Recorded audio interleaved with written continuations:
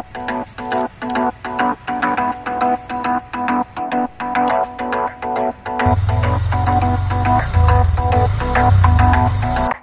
Everyone, welcome to Moto Wheels. কেমন আছেন সবাই? আশা করছি সবাই ভালো আছেন, সুস্থ আছেন। আজকে আমার সাথে একজন গেস্ট রয়েছে, সাদমান সাকিব ভাই। আরেকটি গেস্ট রয়েছে, সেটা হচ্ছে হিরো এক্সট্রিম 125। সো আজকে এই বাইকটার ইউজার রিভিউ আপনাদের সামনে তুলে ধরবো। বর্তমান সময়ে 125 সেগমেন্টে আপনারা সবাই জানেন এই বাইকটি কিন্তু খুবই জনপ্রিয়, এবং হিরোর পক্ষ থেকে 125 লাভার তথা বাইক লাভার কিংবা ট্যুর লাভারদের জন্য কিন্তু এই বাইকটা আসলেই একটা বড় গিফট, এমনটাই আমি বলবো। So let's go to the user review.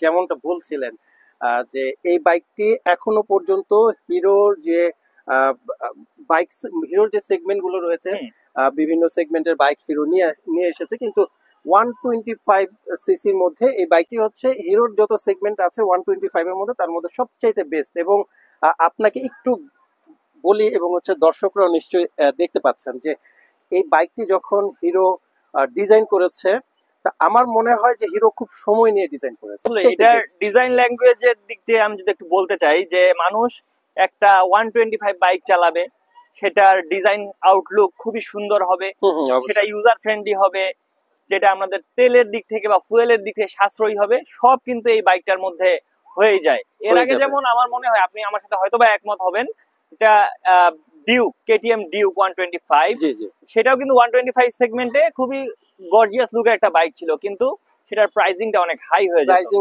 আপনি সেই জায়গা থেকে কিন্তু বলি যে প্রাইসিং যদি আপনার হাই হয়ে যায় তাহলে কিন্তু দর্শকদের যে একটা আগ্রহ সেটা কিন্তু থাকে না। ঠিক।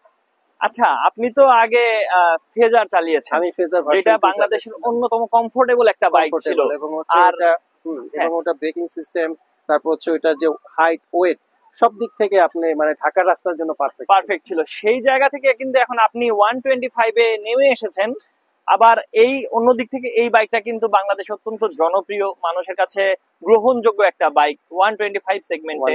তো কমফোর্টের দিক থেকে আপনি কি ফিল করছেন, কেমন লাগছে? তো চালিয়ে আমি কেন আবার 125 এ ফিরে এসেছি, মানে আমি কিন্তু আগেও আমি হচ্ছে 125 ইউজ করতাম, তখন হচ্ছে আমি ইগনিটর ইউজার ছিলাম।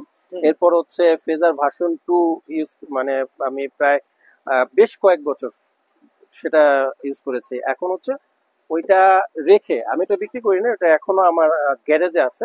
কিন্তু এই বাইকটা দেখে না আমার কেন জানি মনে হলো যে কিনে দেখি, কারণ যেহেতু ভাই আমার সবচাইতে মানে প্রয়োজন হচ্ছে মাইলেজ। রাইট, আমার মাইলেজটা প্রয়োজন। আমার মাইলেজ প্রয়োজন, কারণ ঢাকা শহরে মানে যানজট, আপনি বারবার হচ্ছে ফার্স্ট গিয়ারে গাড়ি চালাবেন, আপনার কিন্তু তেল খরচ হবে। তো সেক্ষেত্রে আমাকে মানে যদি ফুয়েলের সাশ্রয়ের দিক থেকে চিন্তা করতে হয় তাহলে আমাকে এটা কিনতে বাধ্য করেছে আসলে। কারণ আমিও বিভিন্ন জায়গা থেকে যে তথ্য পাচ্ছিলাম আর কি, সব দিক থেকে মিলিয়ে আমার কাছে মনে হয়েছে যে ভার্সন 2 তো চালিয়েছে, তো সেটার সাথে এটা একটু কম্পেয়ার করে দেখি আসলে এটা কেমন। তো সেক্ষেত্রে এখনো পর্যন্ত মানে এটা এগিয়ে আছে আর কি, আশা পূর্ণ করেছে আছে। মানে যেটা বললে হয়তো আপনার কাছে একটু খারাপ লাগতে পারে, বা হচ্ছে দর্শক যারা আছেন তাদের কাছেও মানে বিষয়টা ব্যাড রিভিউর মতো হতে পারে। তো সে কথা আমরা সেটাও জানতে চাই, অবশ্যই খারাপ দিকটাও তো জানতে চাই।